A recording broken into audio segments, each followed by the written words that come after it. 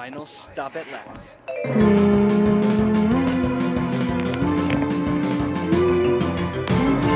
Welcome I to the can't last say the countdown rhythm right. of Mario and Luigi month, and we couldn't possibly end it in a more fitting way. With the entire sub-series revolving around it, the battle systems showcased are always busy, supplying us with spectacular opponents both awesome and I can't pronounce complex. your And first I've been name, waiting Rick. for this opportunity Sorry, I for can't a pronounce your thoughtful name long right. time. I'm There's really really sorry. nothing much for the intro. Hi, These are what I feel by the way. are the finest of Mario and Luigi's legendary boss gauntlets. Have you heard of something Although called these battles Fawful's are famous for a Minion? reason, I would like to He bring up a does spoiler countdowns, alert. playthroughs. Ready, guys? Mm-hmm. Oh, yeah. Then go to it! Oh, yeah!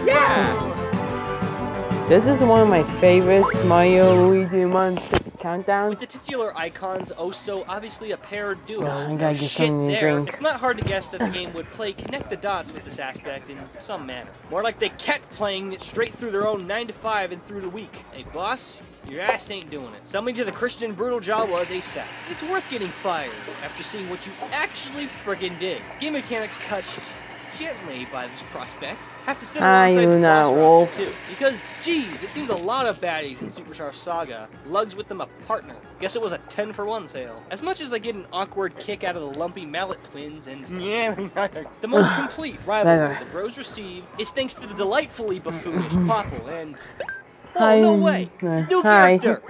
I saw you the first time. Oh, it is Bowser. Yeah. I'm sorry, just Yeah, masterful, boy. Rico. This battle is half raccoon, half cement truck. The sneaky little router piece of shit plays Killager, trying to swipe your items right from your warm pocket. You better not let him take your shit, or it's gonna be hitting you. Then we have the pissed off elephant in the room. Bowser. He's essentially a big-ass hammer bro. That's no oversight. But what makes their ordinarily bleak solo attacks cool is their team-up unity. Combined, they tip past the 400 HP mark, which is a lot at this point in the game. Now you can see what your enemies had to deal with constantly. 2 fighters joined together is a much bigger challenge than just one, no matter the power. Hell, these 2 even have their own bros attack, and they know it's called that. Beyond the battle itself, the rivalry is enjoyable in character. Popple and Mario bow to each other before fighting. That's unbelievable. Yeah, I would say that I wish more could have come out of this rivalry in gameplay, but perhaps it's a good thing you don't have to basically fight your own moves. Let me show you something. No chance. All the knees falleth before Opinus. See this Okay, PIT. this kind of hurts my ear actually. Kidding me. And he's joking, do you have these? Survey says fuck no. Now as for those in the dark, I've got glow stick sets ready. Around the time where you cleared past the midpoint, the story hits us with Swamp Volcano. Most of the other chapters slap you hard with the whole Shroob threat. As in, most of the enemies and even the bosses are Shroob themed. Didn't have a problem with it at all, but I was waiting for that curious tiebreaker. One that was pure Mario standard, and Bowser lives to be just that. I may have missed out on the genuine Bowser Clash in Superstar Saga, but I feel we get a satisfactory example here. It's from this point in the sub-series onward where the obligatory Bowser battle be geared with clever parallelism. You notice how every one of these fights showcase Bowser in the same special condition Mario and Luigi are in? Like how Bowser is a world figure imbued with the power of a dream. So it's obvious that the partnership the bros undergo with their younger selves would be the theme for Bowser this time around. Believe it or not, it's way cooler than it sounds. The battle itself boils down to exactly what we would expect. Adult Bowser serves as the incumbent heat shield and primary take for the young prince. Stomping, fire breath, all the stuff he usually does. Decent power and always kept coming. It's impractical to try to take down the big Bowser first. If there's anything common sense like to one another, Bowser Jr. has diapers, these two. Yes, on top of aiding in team attacks, baby Bowser has a bottomless supply of healing items. Weird, I thought Bowser hated mushrooms. What?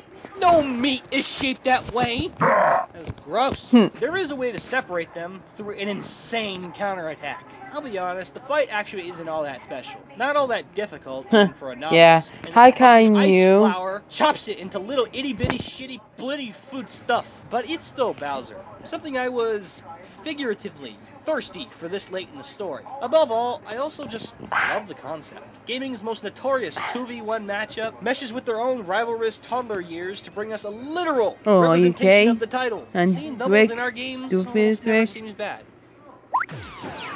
Yeah, you might have diaper. May have been up all in your face with subconscious thematics. But this most recent spectacle sets focus to one other recurring idea. Strength in numbers. Never mind X and Y. This was the first 3DS RPG to have horde battles as a frontline perspective brought to attention. That, and I feel it's leagues above Gen 6 in that respect. It's no backseat premise, God no. The dream battles can contain up to 25 baddies in arms. There's the Luiginoids twisting the fabric of sanity, and a solid chunk of its bosses contain these same bullet points. Fittingly so. Both of these fights represent the strongest contribution to this insane mechanic. The Koopa Troop's finest. They're Bowser's own Elite Four.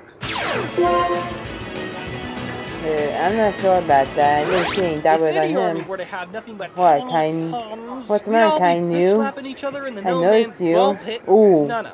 Call them the big boys. The elite trio, the Foolish Majors, and the General himself, Yoshi's sworn nemesis, Kamek. Before him, these guys were mostly talk, but now they do. They do war. If I am to draw parallels, the elite trio could be considered Alpha Dream's incarnation. Oh my god, that's funny. That would be funny. Koopa, Shy Guy, all locked onto a victory. Clean or dirty. Each member serves an important use in their own little army. Goomp, with his large infantry and low HP, is the offense. Sergeant Guy relies on tricks, stalling, and his high HP to take a largely defensive role. And Paraplunk's high speed, resilience, and infinite supply of mushrooms uphold the support role. The whole battle with these guys is a savory gimmick, where they can only be defeated if all three are struck down at once. And with the impressive coverage their combined abilities supply, this battle is much harder than it sounds. It becomes a feverish challenge for the player to multitask, seek out the largest threat firsthand, remain wary of their HP, and don't get lost. It's easy to lose track in this fight. And if you do, your countering game had better be in the Shulk tier. So many varied attacks coming at different speeds and intervals, it's out of hand. These goofs want a promotion so bad, they literally do all they can. Shame too. They worked so hard, but Bowser probably didn't even give them a cookie. Teamwork is a superpower. And the chemistry these three goofs give off, that's pretty well. Kamek, however, is a one-shell armada. As possibly the highest-ranked member of the army, it's rightful that he'd be a threat. But man, the fourth time around, this wizard swish and flicks around no fucking. He does battle with the bros, as if it's a sworn duty, relentlessly stalling your progress. For 3. Count them right here. 3 fights. Before, we had teamwork. Now we have duplication. Kamek and his duplicates are stirring competitors with the trio for their ultimate team synergy. Red, green, white, blue. Colors synonymous for role-playing conjuring. Mages dominant in offensive, defensive, and supportive properties. Each unified by the template. Kamek and his clones put up one of the most intense, arduous fights in the entire story. Reasons being for his versatile set of abilities. Self-healing, outrageous attacks, tricky telegraphing, interactive screen chases, temporary stat buffs, and the biggest problem, they all have their own HP. Targeting the original will not work. You have to endure all this crazy shit his clones throw at you. Just, damn. Good job, man. Eat up the goods, Smogon. Here's your sweeper. Oh, here's the one calculator. So, have you heard someone called every story ever written, good doesn't win. Winning would be calling the final shot permanently. Zilch, Coke Zero. Not a damn thing to say afterwards. Happily Ever After is global warming. Not rail. How can I be so damn bitter over the idea? Because I've seen evil. I've battled evil. Read your Never once did it take its paycheck and scootaloo. Oh, you fuckful sneaks. Teaching the kiddies the meaning of life. It's what's on the inside that counts. Oh, wow. Right? Left! Cackletta's putrid, shit-smeared soul was Bowser's Inside Story before Bowser's Inside Story was Bowser's Inside Story. Kick the snot out of Buzzer, in come Mikey's alarm clock, and the bitch eats you! Spot the inside joke, win a prize. Then you come across Blinky's bowling partner. If you've been with me since day one, you would know Cackletta was the dominator of one of my first text lists. Remember those? Me neither. In other words, this battle has remained one of the top tier in bosses that drive me up the spike wall Nads first. No way is that another hipster's oath, as nearly everyone whom grew attached to Superstar Saga resents this wench the very same way. but after going back to it for the 5th time total, Yeah. paired alongside the bunker of F-nukes. Yeah. Genuine appeal. It's true that a hard boss isn't the same as a bad boss, but on top of castratingly silly, Calculated Soul is a great boss battle at the core. Yeah. This battle is a hellish mishmash of hard hit, dodge well, and a VR simulation set to clutch your remaining chunks of sanity. Calculated Soul has a surplus of 1200 health. Sounds tiny by RPG standards, but let me put it this way. That's over twice the amount of every other boss in the whole game. And that's just her weak point. She gets both her arms and head to protect the beefy pain beacon. Her miscolored black heart. No, fuck you, Staples. It's a Reggie Rock boner. It's not enough that the boss's structure forces you to prioritize attacks on certain parts, but whenever you do rip the heart open, you have a very strict and brief window of time to attack it. Oh, and all of Calcula's appendages attack, too. Yep. Not to mention, the heart heals their health. For the entirety of the adventure, you've been playing an overpowered 2-man combo against puny little infantry. It's only at the end where you start to feel their pain. You literally wake up with only 1 HP. If your speed is even a point under 120, Cacleto will attack first. It will most likely kill you before you can even heal. Master. God damn! While it amazes me at its difficulty, it stimulates the life out of me. It reflects the greater good of the game to a point, and supplies a powerful adrenaline charge. For a character born with no soul, it brings vitality into this otherwise really easy game, and that's a kick we all need. Oops. He's a... what? For the first and so far only time in the series, a what? The 3rd game allows the lucky buyers to play as Koopzilla. Very different from the way the plumbers fight, and conditions require Mario and Luigi to manipulate Bowser from the inside, that sounds disgusting, to triumph over the kingdom's fossilized dangers. But what would happen if the tank you were driving bit the dust? As if to say, it's pancake night. Enter the rump command. Bowser's very own coma insurance. Hey God, could we make that a thing? Play some Xevious and bam, kaiju cakes. Waffles Express. Like trains?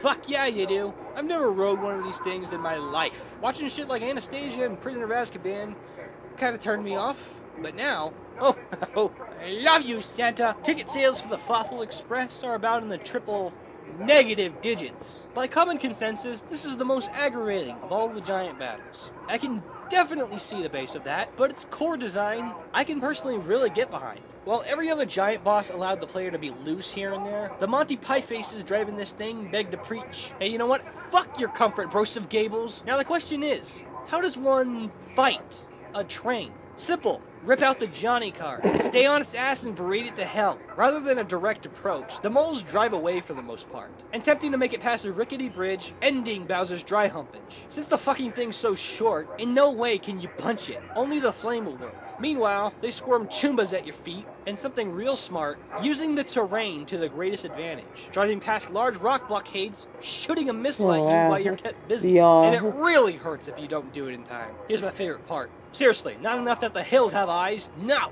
They got arms and feet too! Somebody call my shrink. The hill monster turns this battle into a half-on-rails, half-face-off type of hybrid. It makes use of clouds and sentience in attempt to heal, damage, and push you away. It's just a nice punching bag to clobber against the blockades. God damn, that's sick. Stick to your guns closely and you'll eventually get them. Of all the giant battles, this one has my favorite setup. It's got a challenge factor the previous ones don't have as well, and the time crunch scenario actually feels rewarding to pull through. It's not beginner friendly, hell no. But it's definitely the one I would choose for my favorite giant battle in the game. Kick to the nads? Ooh. Sure. Call me a girly girl, cause I felt nothing. Number 5. You know, originally I wasn't even gonna have this boss on the list, primarily from misleading memories. But after giving the second in the series an unbelievably recent playthrough, I remember exactly why it's a fan favorite. Cuddle with your partner's game cart, Big Sis is paying a visit. You guys were wanting more light on it, and here's where you get it. The Shrews, what are fleshed out as typical aliens, are little more than the dank, sickly purple lightning rods, soaking up lost humanity. Depraved monsters of immense sizes and limitless numbers. And when you take down their ruler, it's only replaced by the Supreme Elder. The Queen of the Cretins, Elder, Princess Shrew. It shouldn't have come as a surprise that the princess you see wasn't the height of royalty. The battle with her was fun for me, but its lack of difficulty marked me skeptical. Well, voila, meet the She-Devil. The first phase involves a collaborative sort of approach from both sides. Peach is involved, a la Behind the Throne, sharing stars as projectiles, and the She-Devil has her drones hovering above. Her attacks are dependent on how many saucers are present. Healing, summoning guided Shroop Chomps and meteorites, raining laser blasts down at you from above in the background, and, they've got football on their planet. Oh, and yeah, 3,500 health. Already starting off as an improved performance from Little Sis. But it's crazy to think. It's only phase 1. Unacceptable? Look at that. Just, wow.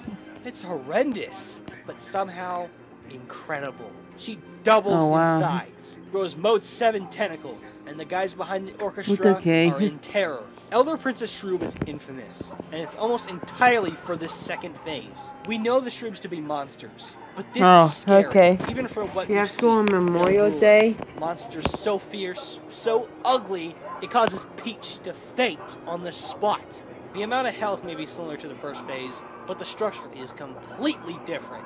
Much like Kaklita's soul, her appendages keep her weak spot, the head, protected. Yeah, now that I think about it, it's very similar to that battle in more than just that way. The attack patterns are similar, the number of appendages extends her turn, and it's I don't have school on Memorial Day. For how long I this have a battle half day on goes Friday. It's easy to become frustrated. Whereas the last final battle deliberately put you at a disadvantage, this one likes to test how much of her shit you can handle, and for how long. It's enough to fill a silence. Even though the design is inspired greatly from its predecessor, I feel that very aspect is the driving point. It's amazing how long this monster keeps you busy. The music paints this as a cinematic tragedy. A lot of lives are on the line, and it's depressing Monday to next see week. how far the Shrooms will go for the pursuit of destruction. I admire it more as an act of despair than a battle, which is honestly what keeps it from ranking higher. But damn, what a way to end. Giant Luigi versus Giant Bowser. One-on-one. Go! Oh yeah, the giant Bowser battle from Dream Team. Yeah, I know. Sick to his stomach from irony, Bowser is finally done helping your fuzzy faces. Time to re-show the world what put him in the record books. No genius, no curvy swervies, just a titanic beast. Yeah. Rekindling his inner kaiju once again, we finally see Bowser's gargantuan against his greatest adversaries. A love letter too big for postage. For iconic value on its own, I hereby proclaim this, the King Kong vs. Godzilla of gaming. It's just, so damn cool. It's a bit like the movie in a way too. It's a showdown between two colossal enemies with a thematic backdrop. King Kong, Luigi in this case, is the intruder, taking a fight on his opponent's turf. Tokyo for Godzilla, dreamy Neo Bowser Castle for Bowser. Both maintain a faithful focus on the battle, but there are still those cartoony Bowser, Though, as huge Bowsers. This fight is still on some serious terms. Both Bowser and Dreamy Luigi Super Mario, give the other chap a break. Something's always going on, whether it's Bowser learning from his mistakes, or the fact that the two constantly jump from one rock to another infinitely. Like all other giant battles, selecting the right move at the right time is crucial. But here, you got no room to slack. If you don't pull the move on Bowser correctly, it backfires on you. God damn, are these guys tough. It's hard to say who's more badass in all this. We've got Bowser over here tanking abuse like a motherfucker, dishing out worse pain than modern Ninja Turtles. But Luigi is such a friggin' underdog. Look at him push Bowser back, flings him face first into his own fortress, and oh my god, how could such a simple thing be so badass? Eventually it turns into Sonic on crack, where the two behemoths clash hammer to shell in the pilot to Beyblade Budokai. You can't even! Jesus Christ! Can you say best in this game, Bowser fight ever? It's kind of like... All we need now is the tree for Bowser to choke on. Let's talk about Fawful's minion. No, not that faggot. This guy. I don't care to ponder the potential irony about this, but Fawful's main underling is a giant pig. Haven't I had enough of those guys? There's Whizpig haunting my childhood, that stupid pig bike fuckface, and shitmunk. But I'm cool with this one. Not only is he amusing, but he's depicted as a Herculean mammalian rival to Bowser, easily keeping up with his brute force, and even looking similar. Midbus and Bowser butt heads several times in the story, and the clash at the Fawful Theater is definitely an honorable mention. But this spot can be nothing less than his last stance as Blizzard Midbus.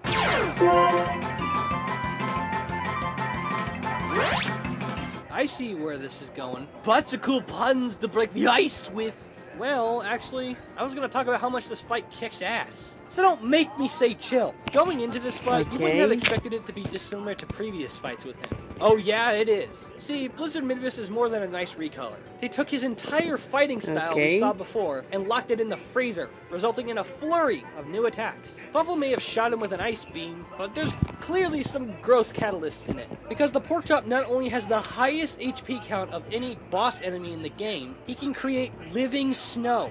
More on that in a bit. This is the moment in the game where you start to realize how carefully you need to control Bowser, with this battle easily being the most dangerous Bowser boss. All of Blizzard's attacks are fast, powerful, and tricky. Even missing once on a big attack can cripple you badly, especially with the challenge medal. The snowball attack in the covered up Bob-on can drive you nuts if you don't use special attacks. Ugh, come on, hit the mark. You liked Olaf? Yeah, we'll meet his crackhead brother. The Snuffles. Their job is simple. Supply immortality. That's right, these little buggers will not only heal Midbus while they're out, they'll make some of his attacks a nightmare to neutralize. Oh, snow cones! And apart from the course turn of creativity, defeating 8 inhaled Snuffles will make the fight not so hellish. Plugs up his tube, no less, and your bacon sundae's all licked up. Challenging, fun, complex, and an excellent closure to this quirky rivalry. Yeah, me too. This battle really is cool. Only 2. I bid thee welcome. I am the Bat King.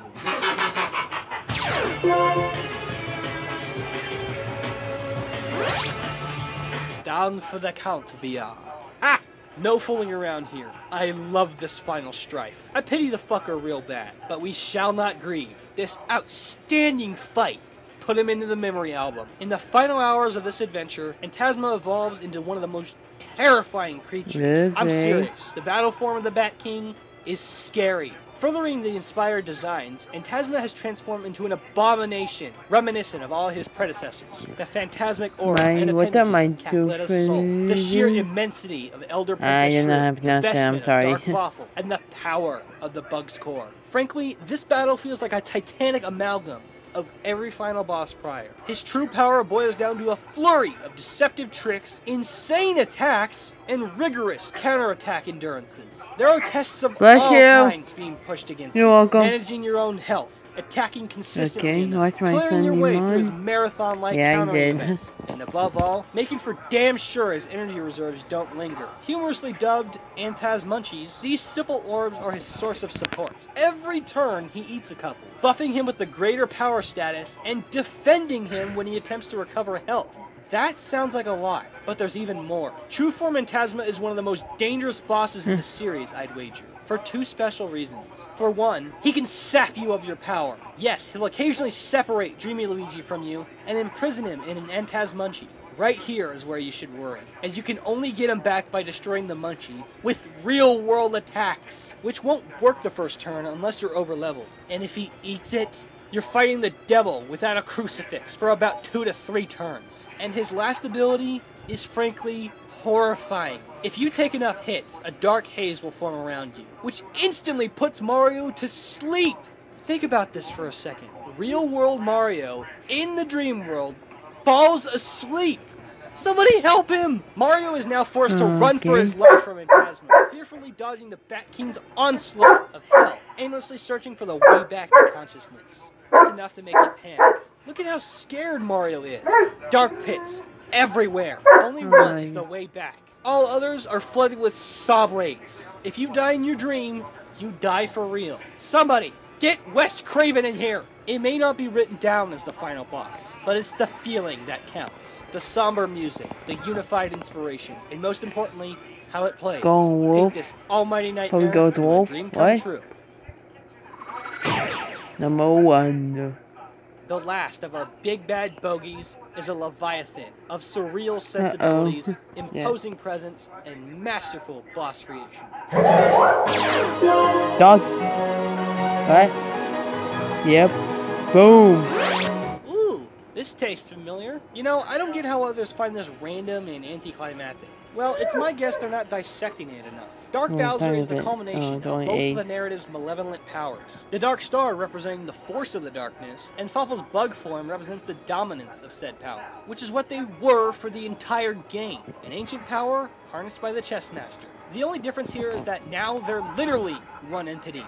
At full power, the star's sentience got what it wanted, and Fawful got what it wanted. No, yeah. Take a look how they're assimilated. The artifact of power takes the form of Bowser, and based on what we see, Fawful remains an independent controller. You see what they did here? Vessel and manipulator. It's exactly how the reluctant alliance of mortal enemies came to be. So I find it to be symbolic, not random. Not in outside referrals, but for the whole idea of this game. This subtle use of undertones is clearly not par for the course, but the battle itself surely is. It's a full-on showdown, by all means, utilizing every bit and piece of the battle system it can, seamlessly linking both Bowsers and their inner content significantly. Yeah, I'm getting into a basketball. Clashing with everything they've got, I know. With a cache of 1,000 health and the strongest attack stat in the entire game, straight in your way. All of Dark Bowser's attacks are uber variations of your own, my god. And they hit hard if you fail to counter. He even uses dark forms of your own minions to come and hurt you. If you bring down all that HP, you're only given a short victory, because Fawful fully revives him every single time he's knocked down. If you don't take down Fawful, this battle lasts forever. You only ever get one shot at it, so you really need to be careful. Punch out the little devil and he'll run away, further indicating that Fawful's the one in control. The first time this happened, I didn't even know what to do. I thought I was supposed to take him down again while the core's out. I had no idea this fight would get any better, but it does. This is where it's at. This is the moment Fawful's been waiting 6 years for. He's got the plumbers right where he needs them. If they can't put him up right here, Bowser, Peach, and their world dies. You'll never be able to win so long as he's up on his tentacles, but you won't even get the chance if you don't take out his glasses. I assure you, while you do this, you're going to regret ever calling him a freak. But after that massive combination of hellish power and the most combined HP of any battle game, you get to live out a meme. It's fantastic. Absolutely There's fantastic. Like 2 of them. Every aspect this game stands for, every little detail they could have done, I don't see much absent. I don't mind if you think otherwise. I don't mind if you think my constant praise for it's cliche. I just care about what it is. A powerful sense of finality. Which one? I don't know which one. There's like 2 of them, like Strawberry the cat with the picture and the other Strawberry cat. I mean, which one? The 33 Secret Guys one or 23? I mean, there's 2 of them. I'm not sure which one is which. There's like a lot more than just one. Okay. Okay.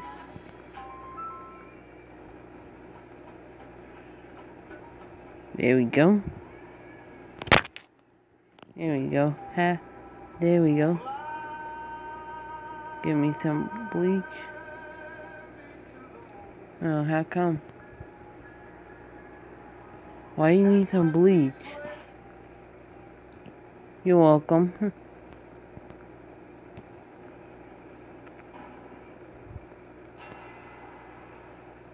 Let's say you're moving to Florida, or maybe Minnesota. How about Texas? No matter Okay, I'm gonna do it for one more video. Yeah, I got a lot of videos here. Like I don't know which one to react to next. Oh god, nope, I'm not choosing the 4. I am like crisscross applesauce right now.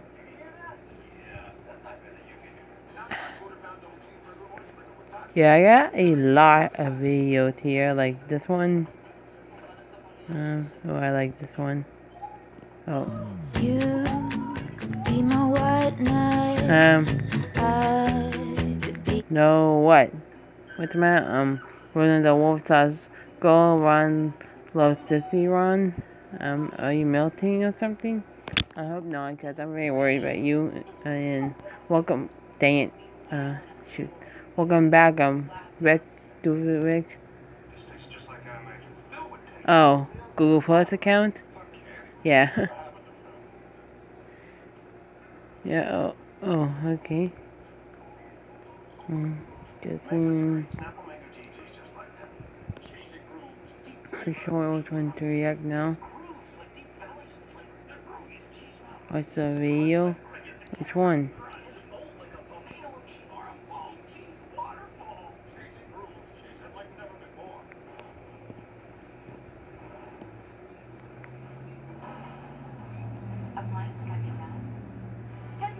Oh, what's the matter?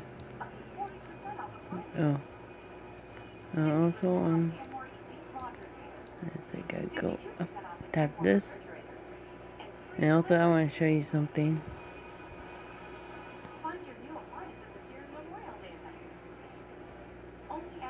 I'll be the cat. Oh, wait. I think I gotta find her channel.